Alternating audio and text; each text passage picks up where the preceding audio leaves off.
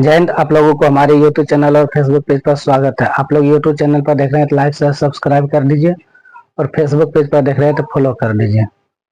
तो चलिए आज आप लोगों को NCERT बुक से क्लास 10th का मैथ बताने जा रहे हैं।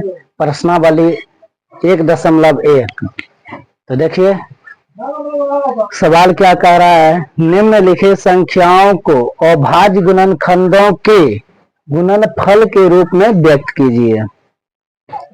अब यहाँ पर देखिए 140, 156, 38, 25, 50, 0, 5, 74, 29 ये सब जो है इन सब को क्या करेंगे, गुणनफल के रूप में व्यक्त करेंगे।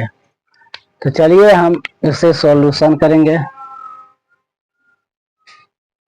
तो देखिए एक नंबर में 140 को हम क्या करेंगे, गुणनफल के रूप में व्यक्त करेंगे।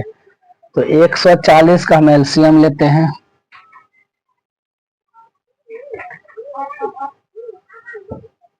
दो से 2 सत्ते 14।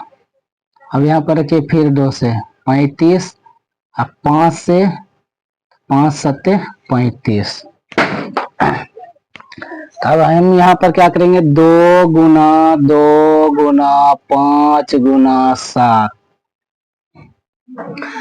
अब यहाँ पर 2 गुना 2 है, तो देखिए यहाँ 2 गुना 2 है, दोनों का आधार क्या है, सेम है।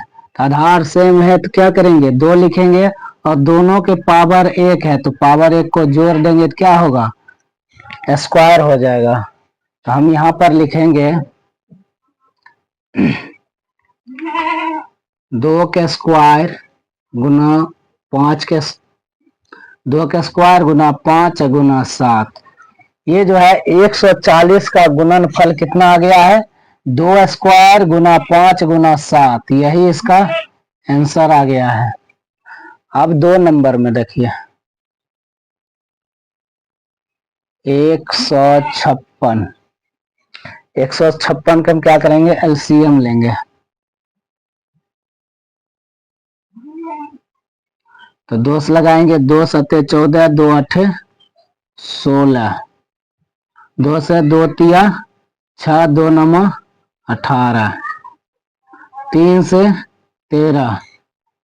अब यहाँ पर रखिए 2 गुने 2 गुने 3 गुने 13। तो यहाँ पर 2 बार 2 गुना में है तो हम इसको लिखेंगे 2 के स्क्वायर गुना 3 गुना 13। तो 156 का गुणनफल के रूप में व्यक्त कर दिए हैं 2 स्क्वायर गुना 3 गुना 13। यही इसका आंसर आ गया है। अब यहाँ पर देखिए 3 नंबर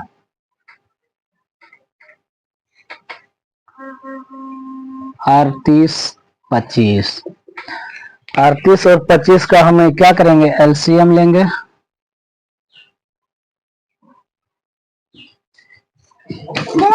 यहाँ पर देखिए इकाई का अंक क्या है, विषम है तो विषम से ही क्या करेंगे, भाग देंगे। तो 3, तो देखिए 3 इकाई 3 और 3 दूनी 6, 3 सत्ते 21 और 3 पाँचे 15। फिर यहाँ पर क्या होगा, 3 से लगेगा, 3 चौके 12, 3 दूनी 6, 3 पाँचे 15। अब यहाँ 3, यहाँ से देखिए 3 नहीं लग रहा है, 3 से नहीं लग रहा है।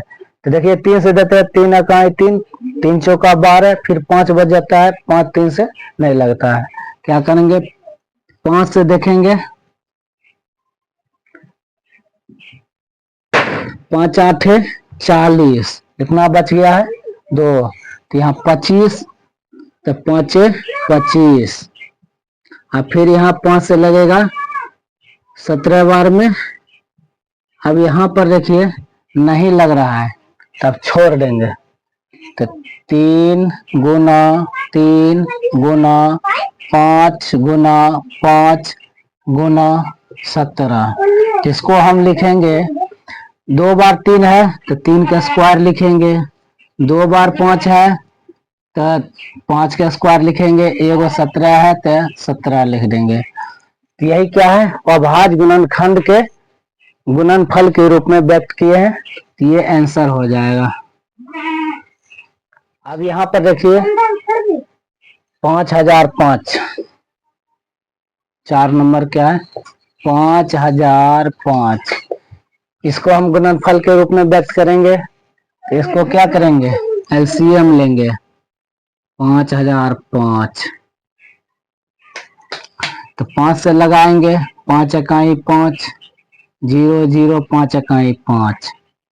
अब यहाँ पर रखिए 7 से लगाते हैं, 7 इकाई 7, 10 में 7 घटेगा तो कितना हुआ 3, तो 3 पर एगो 0 रखेंगे, क्या हुआ 30, तो 30 में 7 से भाग देंगे तो 7 चौके 28, 2 बच गया है, 2 में 2 पर 1 रखेंगे, कितना होगा 21, तो 7 तिया 21।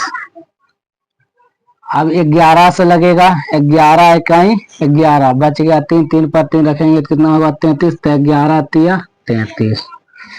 अब यहाँ पर रखिए 5 गुना 7 गुना 11 गुना 13, तो ये क्या है 5005 का गुणनफल के रूप में व्यक्त कर दिए हैं, यही इसका आंसर होगा। 5 नंबर देखिए, तो 5 नंबर देखिए 74 29, 74 और 29 कैल्शियम लेंगे, 74 और 29 कैल्शियम लेंगे, तो 17 से लगेगा, देखिए 74 में 17 से भाग देंगे, कितना होगा 17 चौके 68, 17 चौके 68।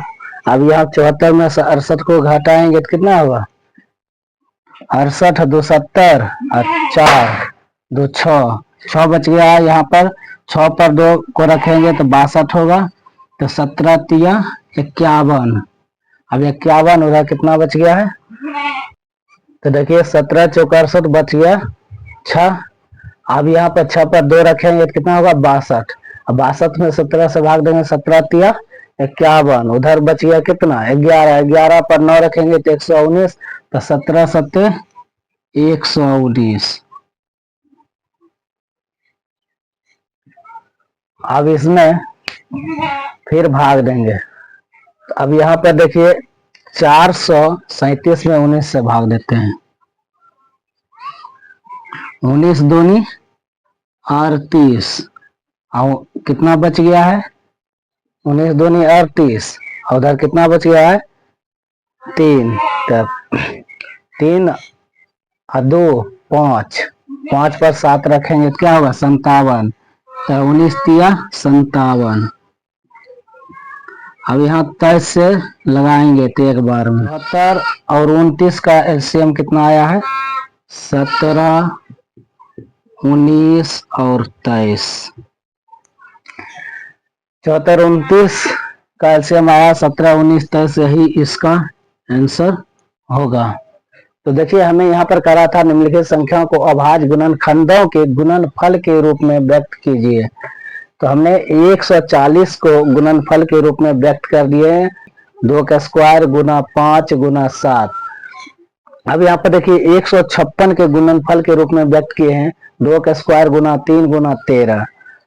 अब 38 25 का गुणनफल के रूप में व्यक्त किए हैं, 3 का स्क्वायर गुना 5 का स्क्वायर गुना 17। अब देखिए 5005 का गुणनफल के रूप में व्यक्त किए हैं, तो 5 गुना 7 गुना 11 गुना 13। अब 74 29 को क्या किए गुणनफल के रूप में व्यक्त किए हैं 17 गुना 19 गुना 23। तो दोस्तों आप लोगों को यह क्लास कैसा लगा है आप लोग कमेंट करके जरूर बताइएगा।